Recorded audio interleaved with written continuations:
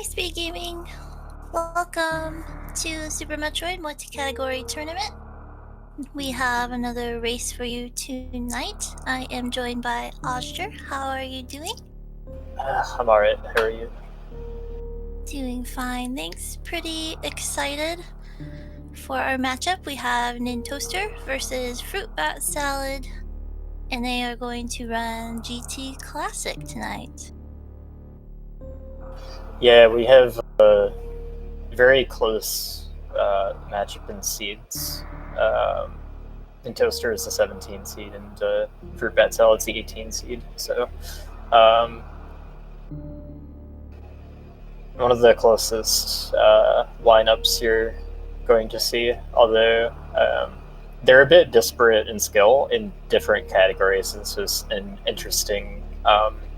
This ended up being an interesting pick. So. Do you want to talk about the vetoes?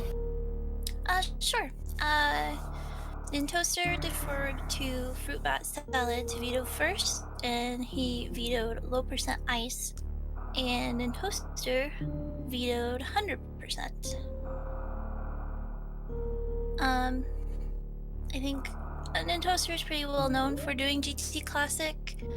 However, their PBs in this category are not really that far apart, less than a minute. So this race could get pretty interesting.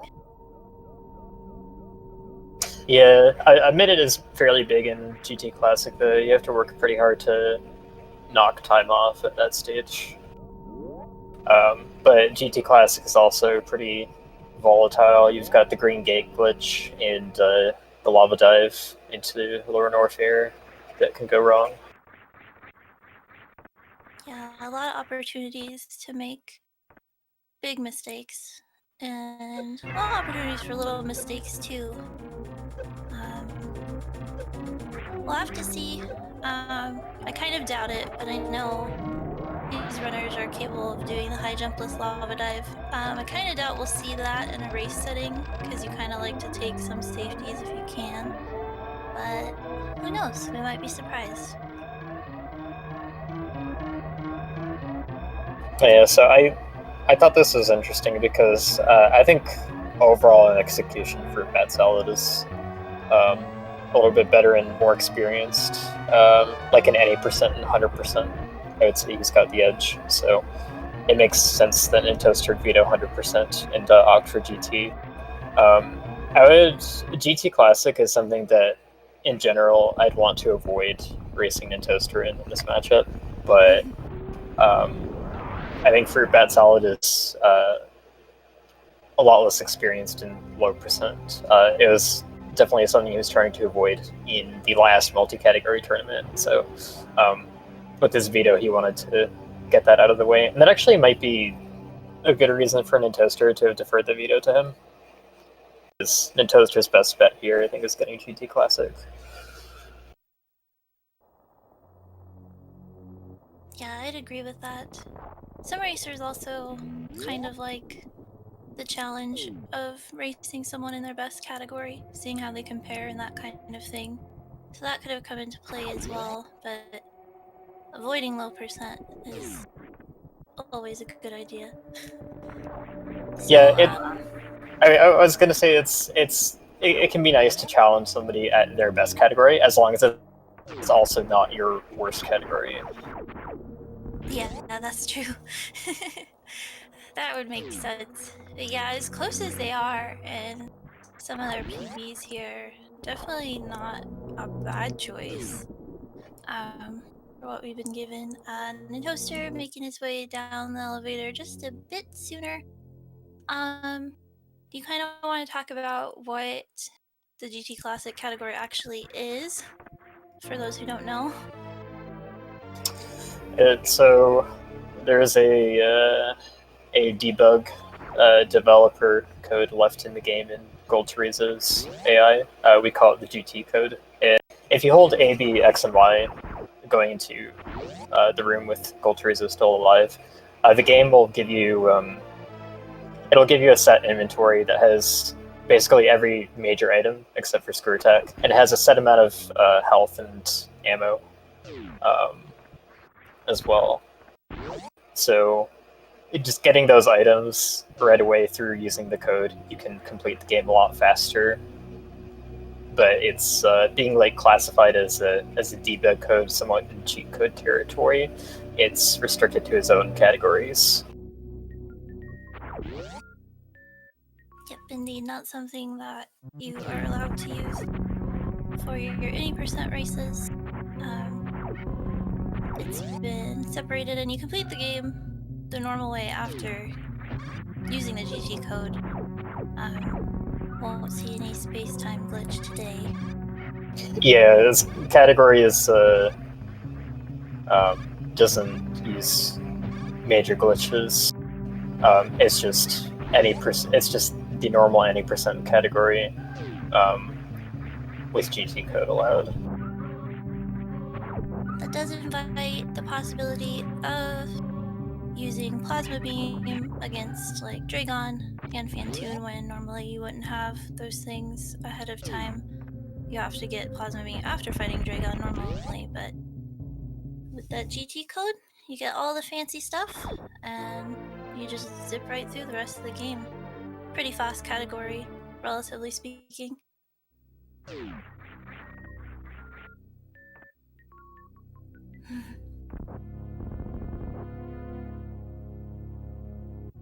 Right, they're gonna take on their first boss, Bomb Chorizo.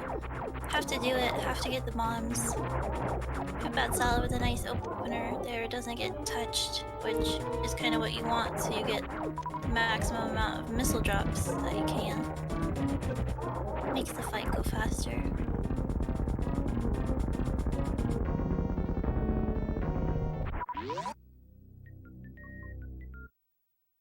So we had nice early games from both, but I think we saw a trade in the lead here in that BT fight.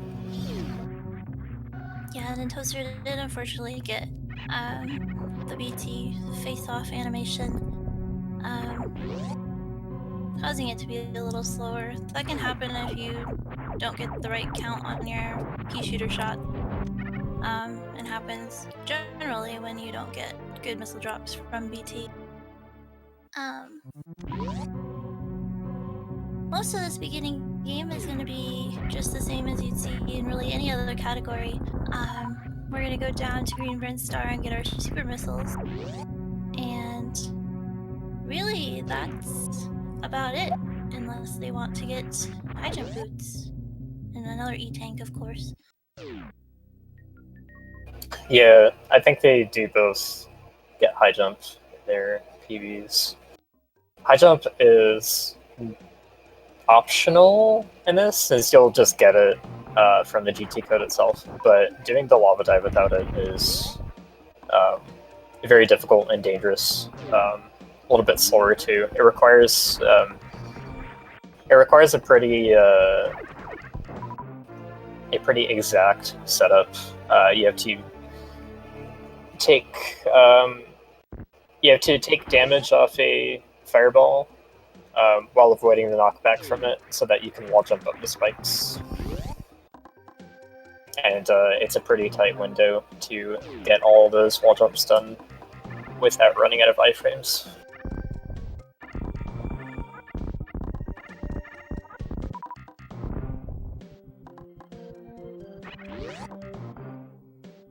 So that's a strat that almost everyone in this tournament is not going to be doing in a race setting, even if at all. Even and we have FPS getting charged. That's really interesting. I don't know if that was... Generally, you're not going to get a charge here. Really, the only use it has is if you want a more consistent setup for great quick kill. But generally, you would not grab Charge Beam for GT Classic. Great quick kill can save like 20 to 30 seconds. So if you're not confident in it without Charge Beam, it's still a time save to pick it up. Yeah, and you've got both of them climbing over a tower to get early power bombs. This is early power bombs and skipping charge and the missile beside it. If you do that, this is really the only deviation aside from the old route, any percent route up to Kraid. So you're just going to be going back down and killing Kraid just to get various loot, because you need various loot to feasibly survive up to Lower Norfair to get to Gold Teresa, where you can input the code. Yep. So they're about synced now. Nintoaster made a lot of that time back up, not getting charge beam, and I think Red Tower also helped to even things out. Yep, that's what it looked like to me. I think each of them at different times took a dip in one of the vile plumes, which is never any fun. And FPS had less ammo too at the time, so he farmed a little bit, and I think he's less comfortable with the GT Classic loadout in general, since you're skipping charge missile, you really don't need to grab it.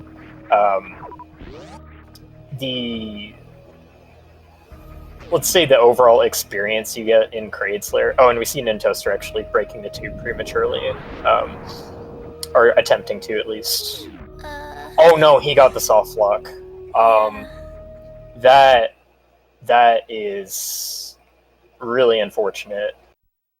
That is basically akin to a death, so he's gonna have to restart the ship. That really sucks.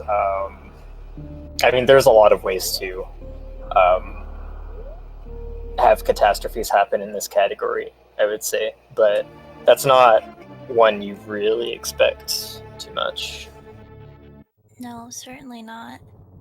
In whatever category that you plan on coming back that way through the tube, and you plan on having the gravity suits, generally you do open up that tube beforehand. But as you just saw, that can be dangerous, I suppose.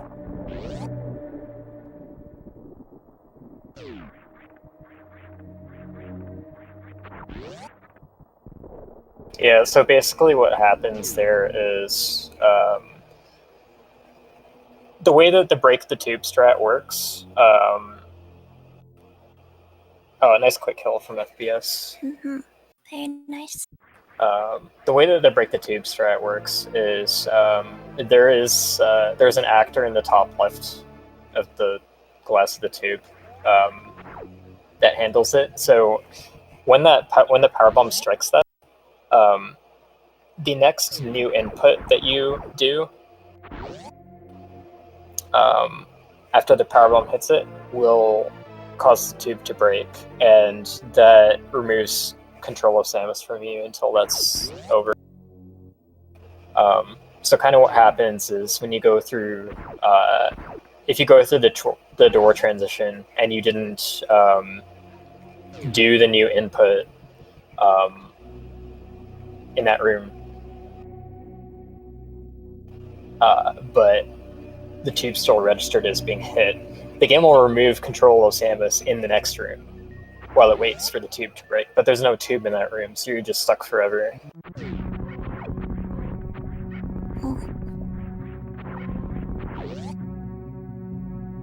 Yeah, so it's if it happens on the frame that it's if the tube gets activated on the frame that you leave the room.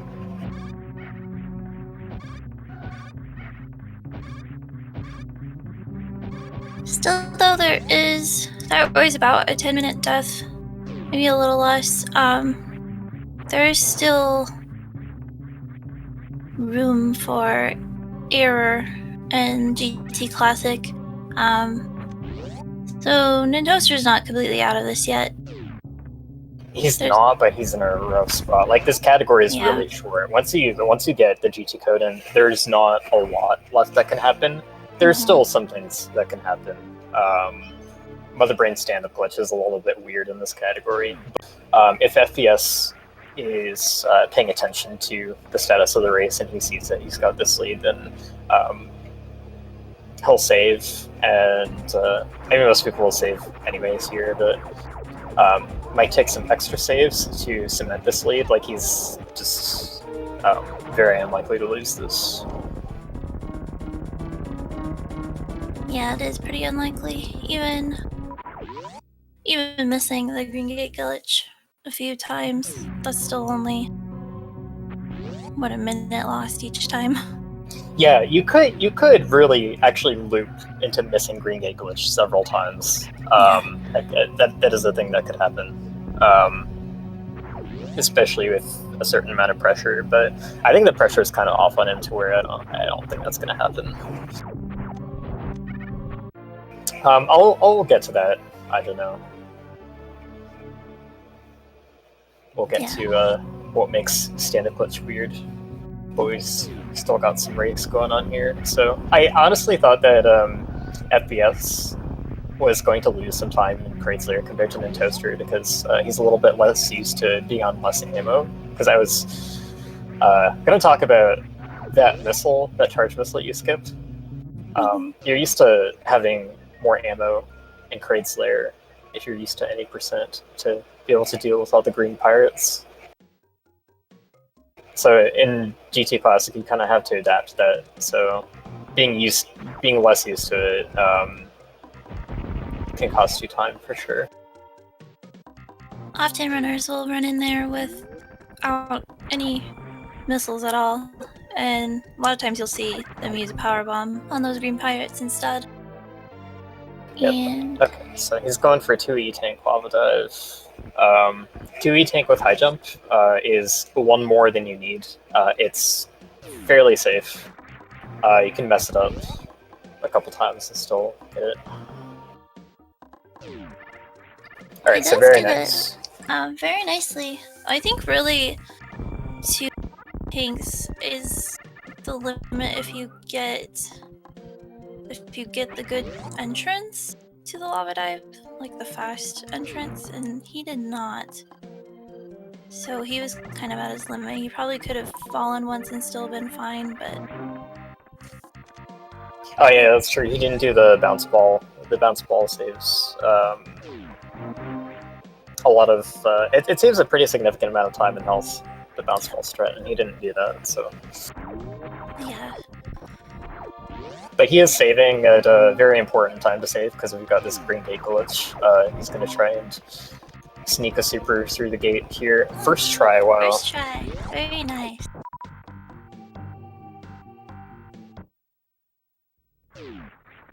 Yeah, when that goes wrong, it goes very wrong, but nice to get your first shot and not have to worry about it. So here... Okay, so... Yeah, go ahead. Here he's performing the GT code, pressing A, B, X, and Y while going through the doorway.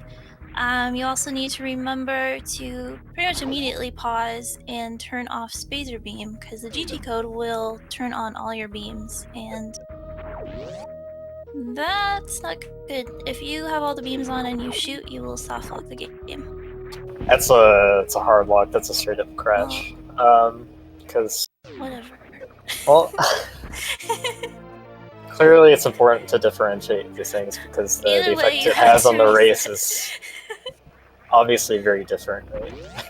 No. It's a lock. You have to reset.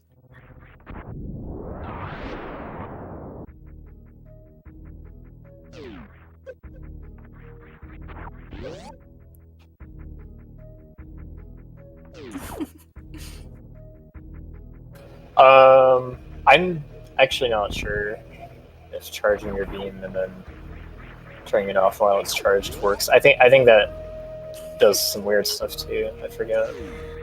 Yeah, did you well actually me? Jeez.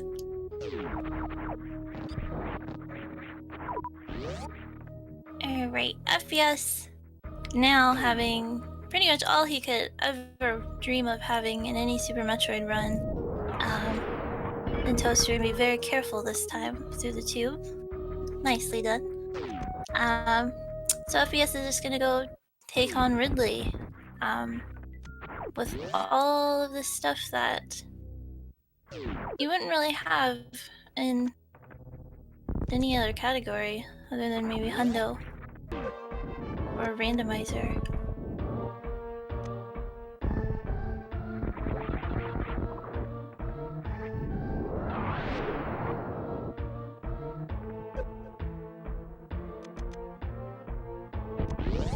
Yeah, so you get to more or less do 100% strats in Modern Warfare, which is cool. But when you get to other areas, you do strats that you really don't do in other categories, since you don't have all the items there. Yeah. So he's got a nice double kill with those pirates.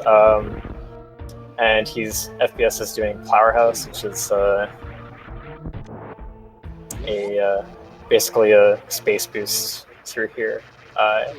It's easier to deal with having screw attack because you don't have to worry about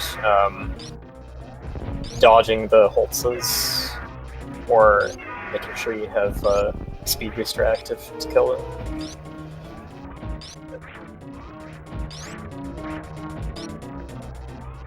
Toaster also had a really nice quick kill. He definitely didn't want to get into a situation where he had crates stand up because he had no ammo and hardly any health left. That can really be annoying. FBS, gonna get his 20 shots in on Ridley. Nicely done.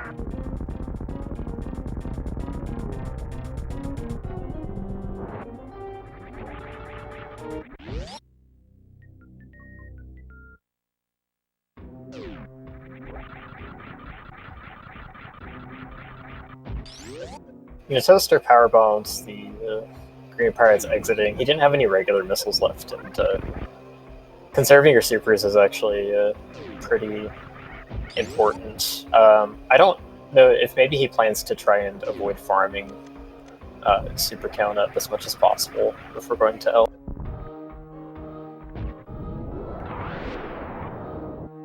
Because you do have to open a bunch of doors, missile doors, and that really eats into your super count.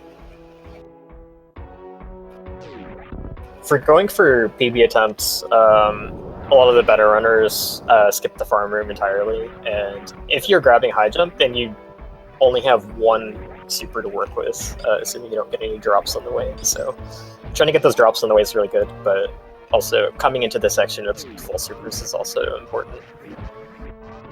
Yeah, could end up not even really saving you time if you don't get the drops that you need.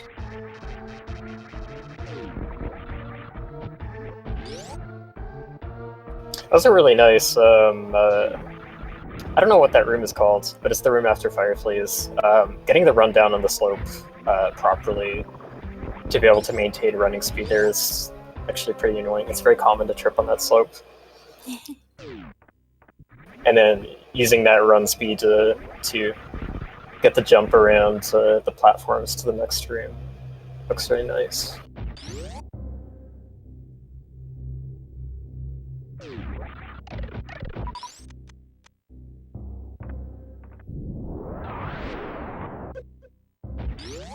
Right, so FPS is just gonna get out and go to Meridia.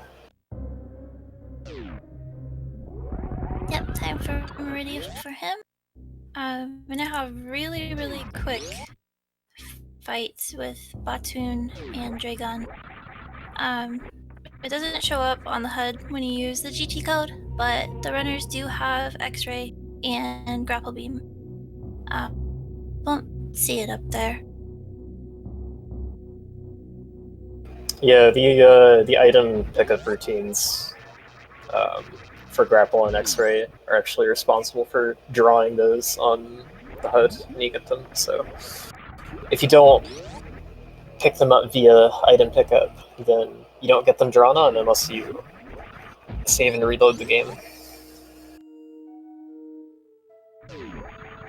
And there's nothing to highlight either, so it's actually a bit weird to cycle through your weapons in this category. Especially if you prefer to, like some runners, based on where they have their item select button, they might prefer to item select through all of their weapons to cancel it, rather than pressing the item cancel button. And that can get weird when you literally cannot see the cursor for two of the items. Oh, Nintoaster takes a death on his lava dive. He had a fireball hit him on his way down.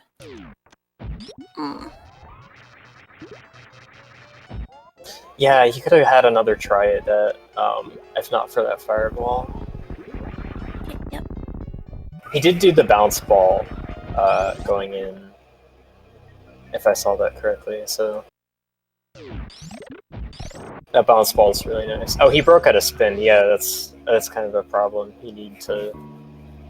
Can't wall jump without being in spin. Fruitbatsalad going for halfie. This is an interesting...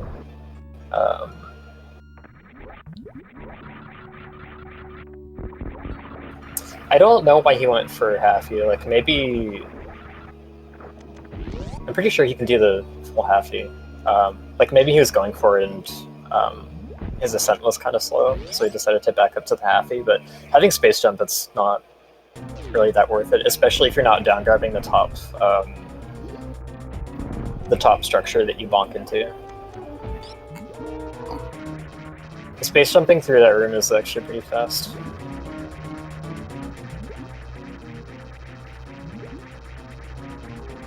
Alright, so Nintoaster gets it this time. Yay. Fruitbatsalad sitting up. He has X-ray selected. He's gonna go down on Dragon, and now she's dead. Nicely done. And he did go for a spike suit attempt.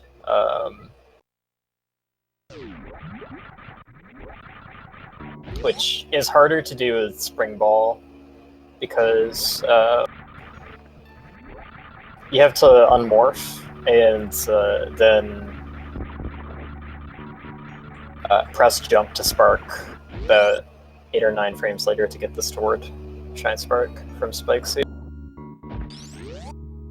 And an unmorph input can be done with either up or jump if you don't have Spring Ball, but if you have Spring Ball, you have to hit up for it, and hitting the direction there is weird. So it's really hard to get that strat with Spring Ball.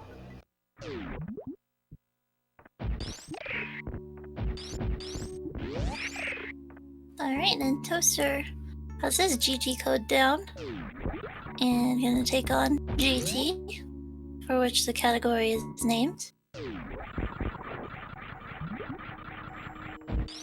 And then Fruitbatsalad, all he needs to do to win the game is remember Fantoon up there in the wreck ship. All lonely and not important.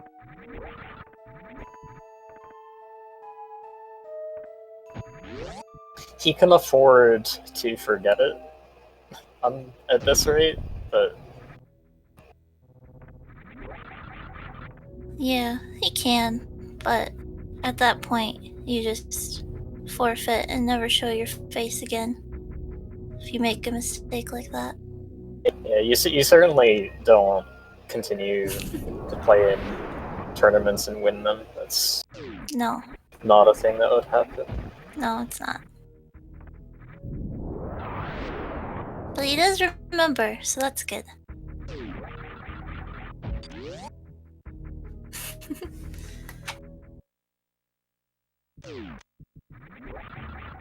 Space jump is really nice in the ocean here too. It's faster to space boost across than to Shine Spark. The crash animation of the Shine Spark is 70 frames, and that's a little bit over a second. And that really, it's a lot more time than it seems like. Yeah.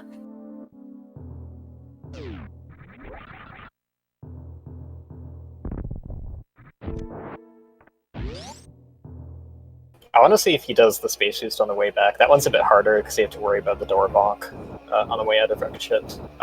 So it's pretty safe to Shine Spark that. Yeah, that's a method a lot of players go for. But yeah. He's gonna start the Fantoon fight here, and he can microwave this as well with the X-ray plasma combination. But he needs to get a missile shot in to make Fantoon solid first. Otherwise, Fantoon's in a state where he's going to disappear immediately upon being hit. Sets it up nicely. Stays on the ground. And we have a cooked Fantoon. Fantoon has such low health that you don't really need to do too many little extra inputs to kill him. Very nicely done. He definitely overcooked it. It's hard not to, though. So your beam does 900 damage, so Infantino is 2500 health. So you need 3 hits on him. So that means 2 proper uses of X-ray. If you turn X-ray on and off too fast, then you're not getting extra hit in, because the point of using X-ray is to get the enemy's iframes to run out. So you're not always like 100% certain that each X-ray works out to be a hit. Okay, so he does do the spark back. That's yeah, that's a little easier to do than the space boost. And not that much slower. The spark is slower. A big part of the spark being slower actually is that you end up all the way at the door. So you can't you can't go through moat very quickly because you don't have run speed through that door.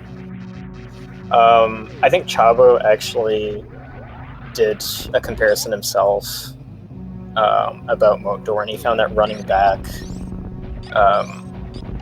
so that you could get that run speed for moat is still faster. Although actually I think that's for any percent older out conditions. I think with Space Jump it might be different. I think with Space Jump you can probably afford to have a slow moat because you're going over the pedestal still. But if you don't have Space Jump, then running back, like opening the door, running back, and then doing the normal strat where you have full run speed is better.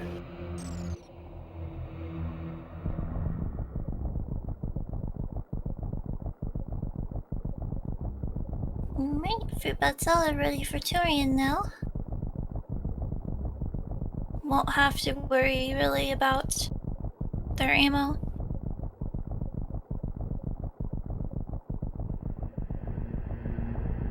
Having 100 missiles is a nice backup if you do end up with no supers at the end of this.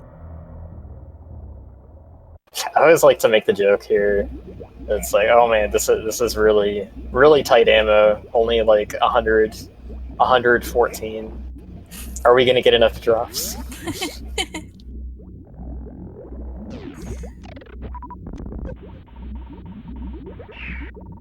I'm sure someone out there has found a way to mess it up.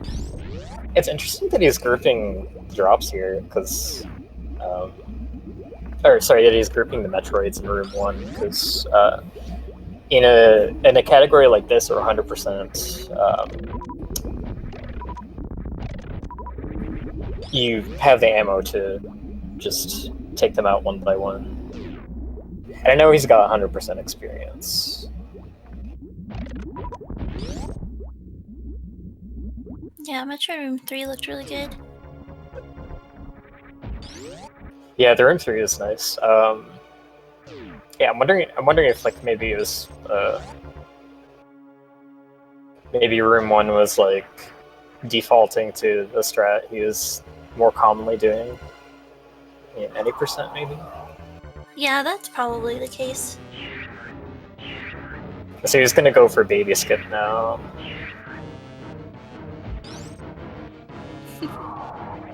Gonna play jump rope with the baby to try and avoid getting grabbed here.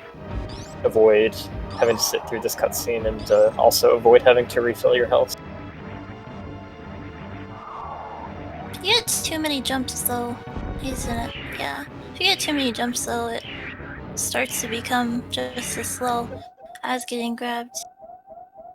Couldn't quite get the positioning right for the last jump to get in the door, unfortunately. Yeah, the baby's arc relative to where you are. Like every extra jump that you do to try and like get into a better position for it also has the possibility of making your position worse. Mm-hmm. And sometimes, like if you're in a worse position, it becomes more difficult to avoid getting grabbed on any jump, really. So it's a really tough trick. Like it takes a lot to learn this trick, and even once you're good at it, you can still have things happen like this. Yep. Well, actually taking the save, which is smart. I think you generally wouldn't, but I'm assuming that FBS knows that he's quite a bit ahead because of Nintoaster's soft lock. Just taking a save just in case stand-up glitch goes wrong, which I know you're going to explain when the time comes. Well, MB2 is basically over already with this loadout, so I think I'll explain it now. So stand-up glitch, if you've seen in other categories, if you have a minimum of 700 health, the window's like between 700 and 999.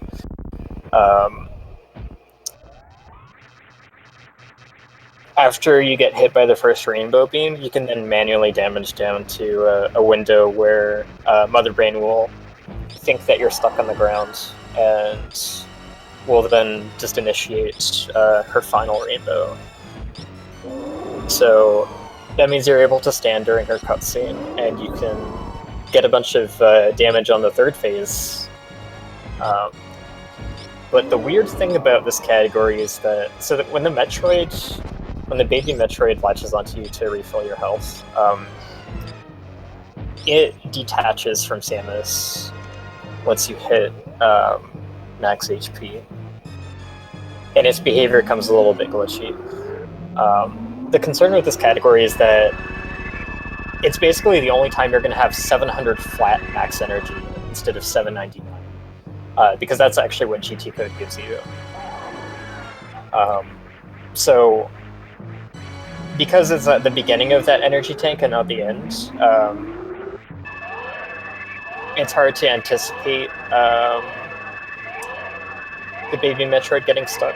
And so what you want to do is you want to move it to the right so that Mother Brain will actually hit it with her onion rings, because she actually physically does have to hit them to actually damage it to get the cutscene to progress. And so it's just way easier to get stuck in this category.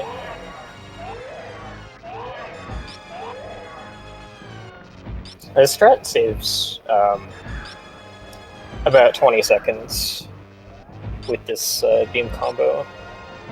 So it's definitely very important for PB paces, and it can be very important. You can't ignore it in tight races. And so he's being very safe. He's foregoing doing some of these shots to make sure that he's got the Metroid in the right position. But honestly, he could have just skipped it with the lead that he's got right now. It's possible that he is not watching the restream, though, and so maybe doesn't know that he's far ahead. It is possible. Or not paying attention to SRL chat, but at any rate, takes Mother Brain down and is off to the escape.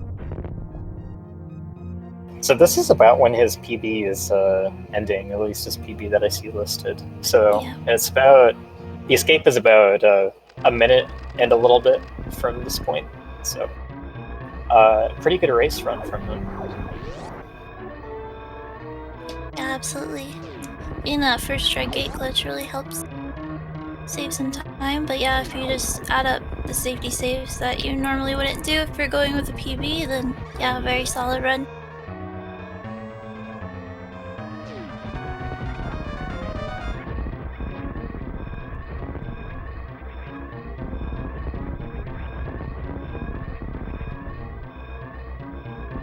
Toaster, meanwhile, gonna set up for his Fantoon microwave. It's a slow pattern from Fantoon. Rude.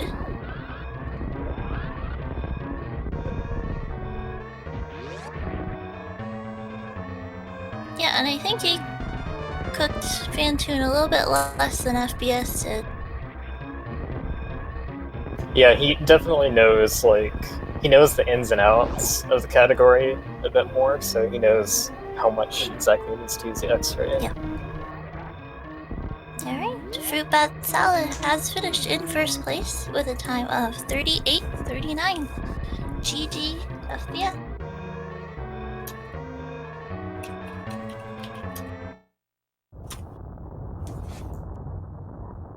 GG.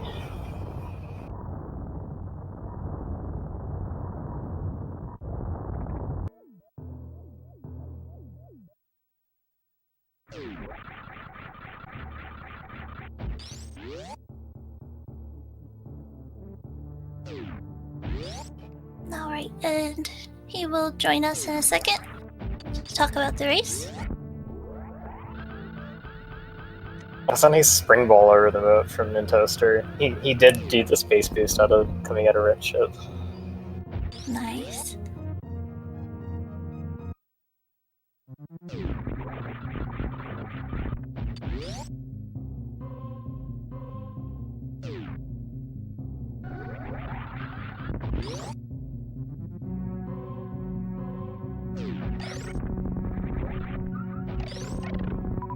And yeah, this will put fruitbatsalad in the 3-1 bracket next week, I believe. So very nice showing from him so far in this tournament.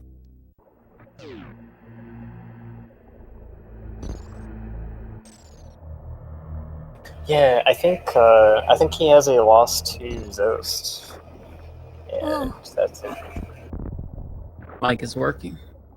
Hello. Hello.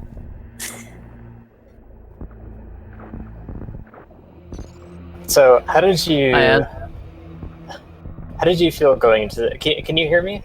Yeah, I can hear you now. Okay, all right. So, how are you feeling going into this matchup and with the vetoes and the category that was selected? You know, I think that Nintoaster and I are sort of the side-by-side seeds in the tournament, so I thought we might have a close one. But Nintoaster has better PBs than me in all three categories this week, so I was pretty nervous about that. But I knew that I wanted to veto low percent ice. I just didn't have time to practice it. Okay, that's fair. I thought you had a better Hundo PB, but I guess I must have missed that because I was saying that you guys had like mismatched PBs in different categories, so there is like some advantage disadvantage game. I think the one that I have a better is any percent, but that wasn't one of the ones this week.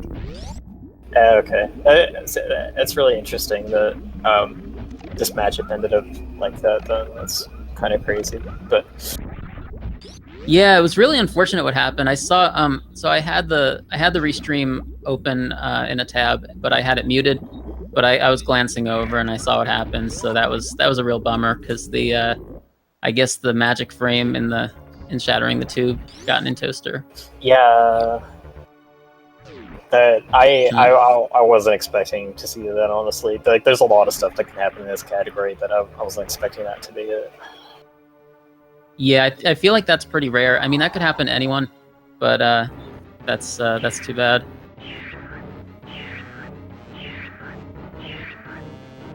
But yeah, congrats though. Managed to get the win, despite this week's category is not really being in your favor. So how are you feeling about who you might get in the 3-1 bracket? Honestly, I didn't really think I was going to win tonight, so I hadn't really thought about it. I guess you know, I'm having fun with this tournament, and I don't. I'm honestly, I'm pretty busy with work, so I'm not. I don't know. I guess I'm probably not going to practice a ton next week because I've just got a lot going on. But I know RBO is one of the categories, and I'm not really sure what else is happening next week. But RBO is always fun. That'll be RBO, GG Classic, and any percent all bosses. Oh, nice. Cool. So, it's all good. Yeah, more GT Classic, maybe we'll get to see. Ooh, nice speed. I just saw Nintoaster do a speed zeb skip. Well, I'm sorry, I don't know if I'm on the same timing as you two, but nice It's speed close zeb enough. skip. Yeah. Yeah, close enough. Yeah, and Nintoaster's got some moves. That was a really sad way to have to reset. Otherwise, this race would have been insanely close, I'm sure. Yeah, I think it would have been a close one. I think it would have. I think it probably would have gone in Nintoaster's favor, but it probably would have been close. Yeah, so you raced Zost and RBO last week, right? No, I raced Zost the week before. Oh, my bad. Sorry. I did race last week in RBO. Okay, yeah, that's why I'm confusing. I'm not super good at RBO, but I think it's fun. So last week I was excited to do it.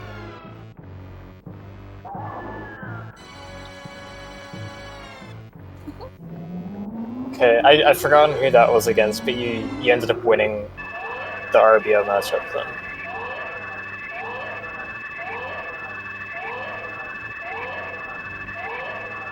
Sorry, yeah, it was against Dirksu. Yeah.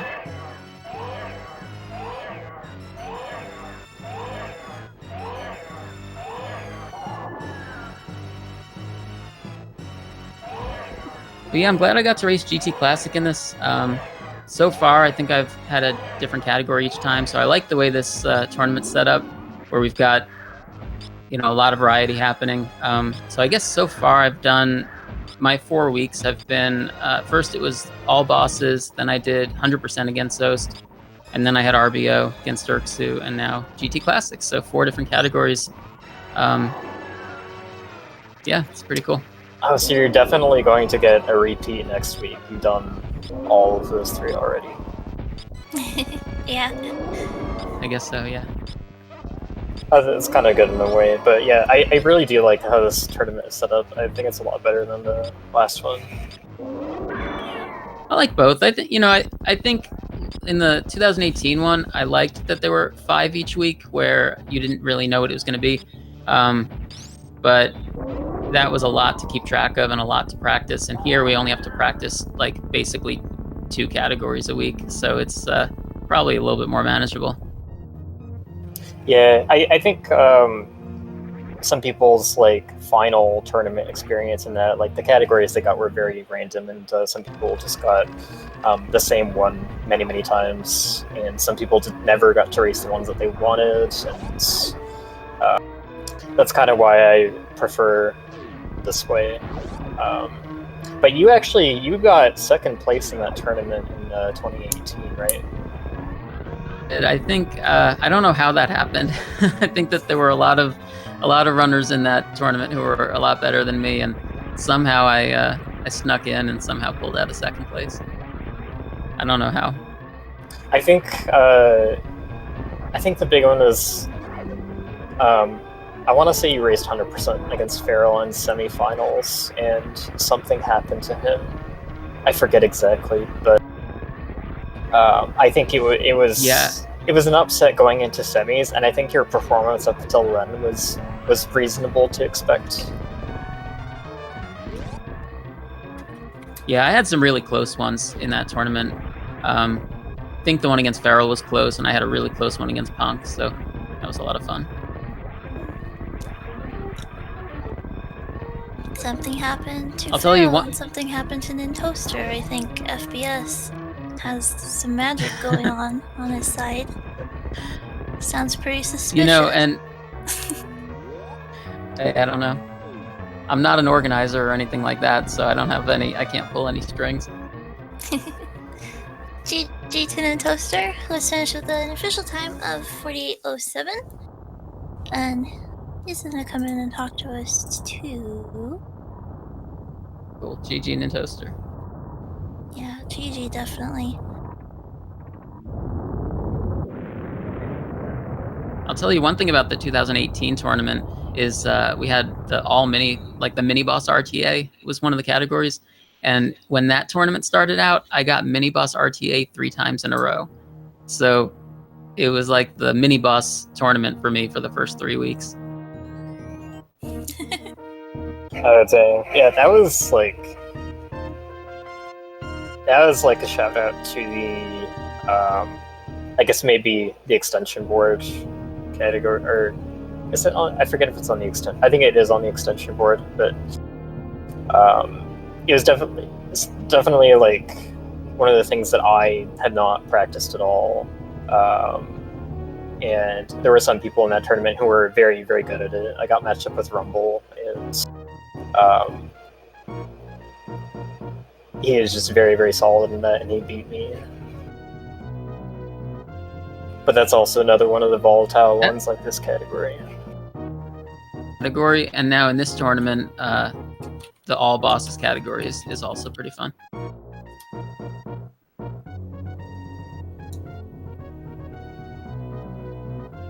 Yeah, I do like that category. It's quite different though, just because you have to beat the game, got to get both suits and all that. So it doesn't have like the Varia gravity dichotomy that was pretty extreme in the one where you only had to kill the mini bosses. Mm-hmm.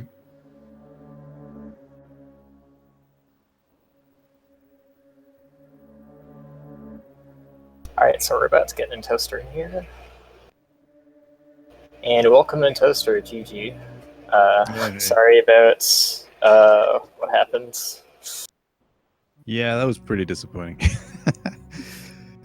But the thing is, like, I knew as soon as I didn't hear the shot before the transition, I'm like, it's gonna freeze, isn't it? Yep, it did. Yep. I was hoping it wouldn't, because like, it usually still doesn't. But yeah, well, I mean, it's. I think it's happened to me once before in a race, and I think I've heard it's just like it's like a 1 frame thing too. If you hit just in the exact frame, that's what causes it. But yeah. Yeah, pretty disappointing. I mean, I was hoping, it's not even just for myself or losing the race. Like, I mean, I never really expected to make it out of the round robin, but it's more because me and Fruitbat are so close in PBs and all that. It would have been a nice race, or it could have been a nice race, but that's how she goes. Yeah, like you're really strong in this category, I think. So I think you had the advantage here. Actually, we were talking about this. FPS was telling me that you actually have better PB than him in all 3 of the categories, even though you're like really close in seeding. Just the categories that are this week are the ones that you're all better at. Yeah, I wasn't sure. I thought for sure he would veto GT. So I was kind of gearing up for Hundo, and then he'd have vetoing low ice. I have time to practice low percent ice this week, and it's a lot easier for me to de-rust GT Classic and 100%. Like low percent ice is kind of more of a project, and I just didn't have the time this week for that. So yeah, I was kind of worried. When it looked like it was going to be GT Classic, I was a little worried about that because I think you've got the advantage in the categories. So it's unfortunate what happened. I think we would have had a close one though. Yeah.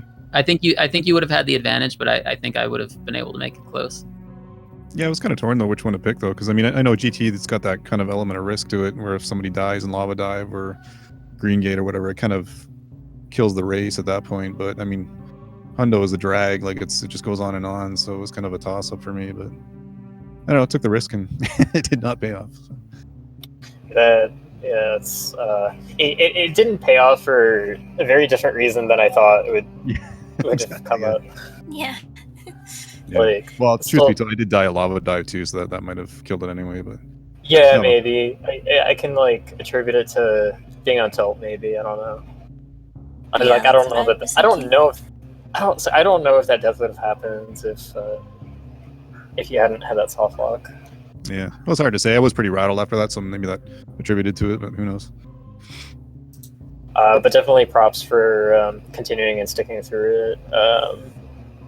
It's a rough thing to have happen. Like, a big part of it is like this category is really short, so like there is stuff that can happen, but once that's over with, there's like really limited amount of time for things to go one way or the other.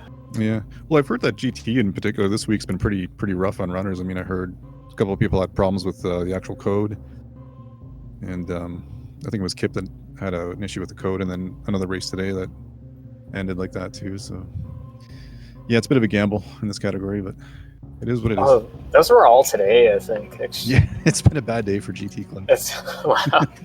My GT Man. Classic race went just fine. Oh, shut up. Yeah, it's because you didn't do it today. Hey, Heard about was the green gate glitch, but it sounds like that's not the thing that's getting people. It's other stuff. Yeah. Yeah, the code itself, inputting the code, it's I mean, you can mess it up. It's probably one of the lesser things you would mess up. But I mean, I can understand in a race you get kind of antsy, and you're pushing the face buttons wrong or pushing too many buttons or whatever the case may be. But I think that's like a lack of experience thing. Like if you've done it enough, then that's really never going to be an issue. If you're like not sure exactly how it works, so like okay, so the game checks for those inputs on a specific frame when the door is like a third of the way scrolled across the screen. So as long as you're holding all four buttons on that frame, it'll work. And you can actually let go of it before the door is finished scrolling. But it's like if people are having issues like being afraid of holding the buttons for too long so that they fire a shot and crash the game or whatever, you don't really have to hold it for that long. yeah. Well, my cue is I start holding them as soon as the screen goes black for the door transition, and then as soon as it starts fading in, I let go, and then it works every time. Easy peasy every time.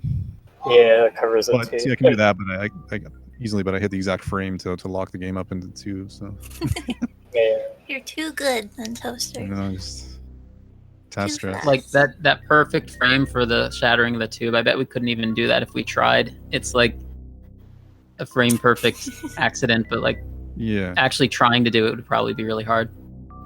Well, it has happened to me during a race once before. I remember it happened in a race. So I don't know what it is about races. I don't know. It's just can't explain it. All right. Well, I think we can. Unless anyone has anything else to say, I think we can wrap up. No, I just want to say, thanks again, Nintoaster, for the race, GG, and thanks, Aster and Polar Bear Bunny, for the commentary. This was a lot of fun. Yeah, thanks, guys. Thanks for the race. Sorry I couldn't put on a better show for everybody, but you know, it's Super Metroid. Yep, anything can happen. GG to both of you. Right now, in a couple of minutes on SpeedGaming, we're gonna have Cross Product versus Kishmo. So they're gonna do their race, and then we have one more race tomorrow at 4 p.m. So, oh, they moved it to SpeedGaming 3. Okay, SpeedGaming 3 for Cross Product and Kishmo starting in a few minutes. So I hope to see you all over there. Thank you, Audra, for joining me on commentary tonight. It was fun. Yeah, it was fun. Glad I did.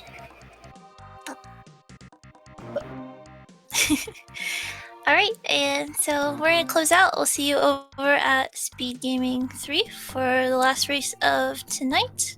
And yeah, have a good one. Bye, everyone. Later. Bye.